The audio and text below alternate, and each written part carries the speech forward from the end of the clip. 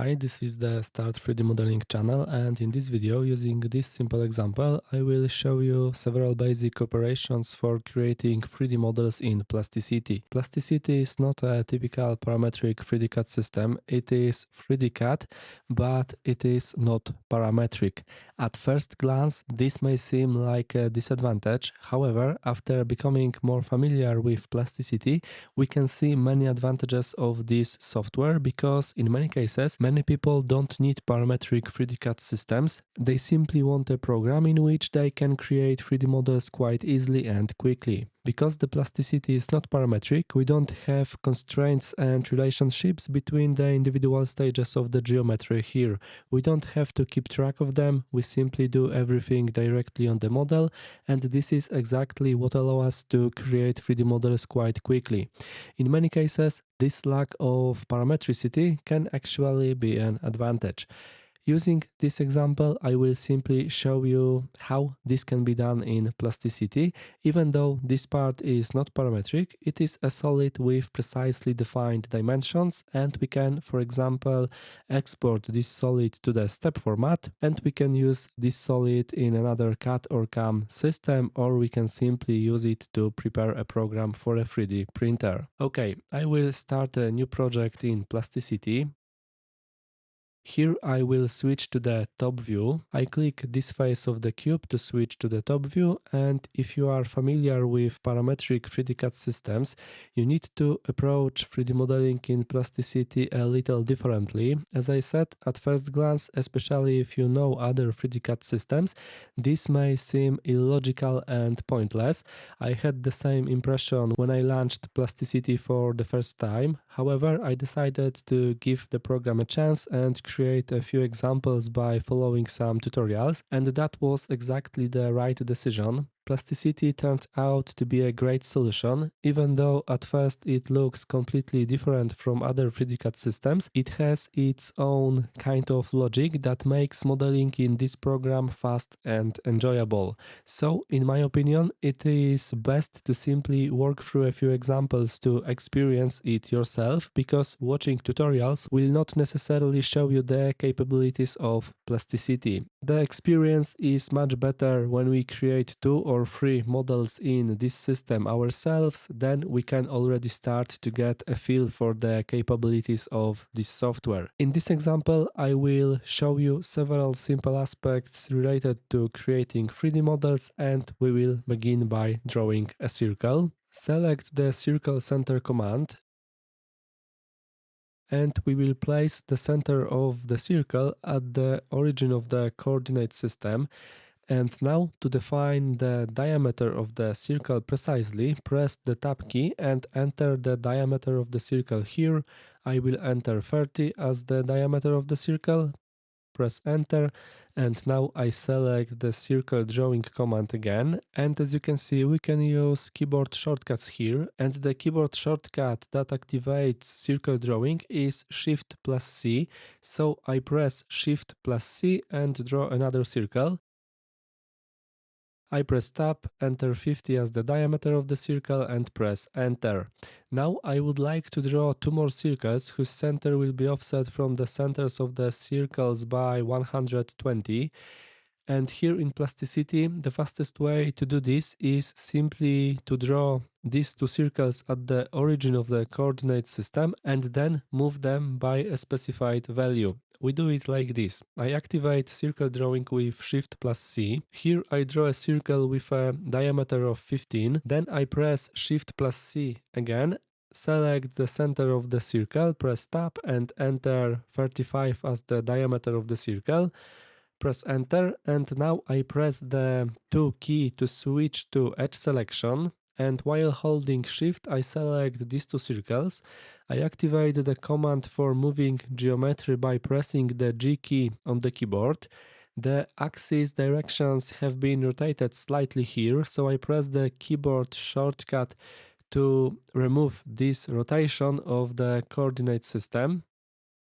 Okay, and now I move it along the x-axis by 120, so I press X, enter 120, press enter and press enter again to confirm. So as you can see, it only takes a few clicks. In the video it may look overly complicated, but it actually works really well.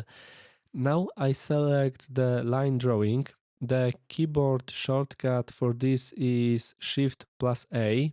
Of course, we can click these icons, but it is much faster to create geometry using keyboard shortcuts. I press Shift plus A. Now I place the first point of the line at some point on this circle, more or less here. Then I move the cursor over this circle and look for the tangent so that the line is created tangent to both the first and the second circle, and when it appears next to the cursor I click here with the left mouse button and then right click to finish. Again, Shift plus A, I place the first point of the line on this circle and here I look for the tangent snap. I left click, right click, and we have the sketch drawn. I close the temporary construction plane, I rotate the view slightly with the middle mouse button, and now while holding Shift I select the regions that I will use to create the solid. But first I need to switch to region selection because we have selection modes here. We have selection modes for vertices, edges, faces, flat regions and solids. I press the free key to switch to region selection, and while holding Shift I select these three regions. The extrude command is activated automatically. I press the D key, then 5, and then I press S so that the extrusion is also created on the other side of the sketch plane. Here we initially created an extrusion of 5 from the sketch plane, and after pressing the S key, an extrusion was also created on the other side of the sketch plane. This means the total thickness of the solid is 10. I press enter and then enter again to confirm. Now I will temporarily turn off the visibility of this solid, and while holding Shift I select these two regions to create additional parts of the solid. I press D, enter 15, press S so that it is also created in the other direction, and press enter. However, I don't press enter a second time to finish the operation. I only pressed enter to confirm the height of these parts of the solid. I turn the visibility of the previous part of the solid back on, and I would like these two cylinders to be joined to the previous part of the solid. At the moment, if we leave it like this, separate solids will be created. We could later join them into one solid, but while creating an additional part of the solid, we can already join them to the previous part using the union command. So we press the Q key, select the solid that we want to join them to, and press enter to confirm. Now we have the solid created. Now I select all the geometry from the flat geometry group. I simply click curves here and click the eye icon next to one of these geometries to turn off their visibility. These geometries are no longer connected to the solid in any way. As I said, Plasticity is not a parametric 3D CAD system. We don't work with features and parameters here. Once we create a solid from geometry, changing that planar geometry will not affect the solid. In fact, we can delete this geometry and will not affect the solid in any way. Sometimes it is simply worth doing this. If we use planar geometry to create a solid and know that this geometry will no longer be needed, we simply delete it so that there are not too many items here in the outliner. Okay, now we will create another part of the solid. We will create a pocket on this face, but we will do it like this. We select the face. Now I would like to select all the edges of this face, and we can do this by switching to edge selection and then simply selecting all the edges of this face while holding Shift. Here we only have 4 edges, so that wouldn't be a problem, but we can also do it by switching to face selection. selecting this entire face and using the Ctrl+2 keyboard shortcut to convert the face selection into an edge selection. Then all the edges of the selected face will be selected, and now I would like to create flat geometry from these edges, and we do this using the Shift+D keyboard shortcut. I press enter and we have created flat geometry from the edges of the solid. This is what it looks like. These geometries are selected, so for now on I don't click anything, I simply activate the next command. This is the offset command. We activate this command by pressing the O key on the keyboard. Now I add an offset with a specified value, and here the offset will be 8, and to do this precisely I press the D key, enter 8, press enter and press enter again to confirm. Now I turn off the visibility of this geometry. We have this geometry here. The extrude command is active. I simply drag it downward by any value so that this part of the solid extends beyond the solid.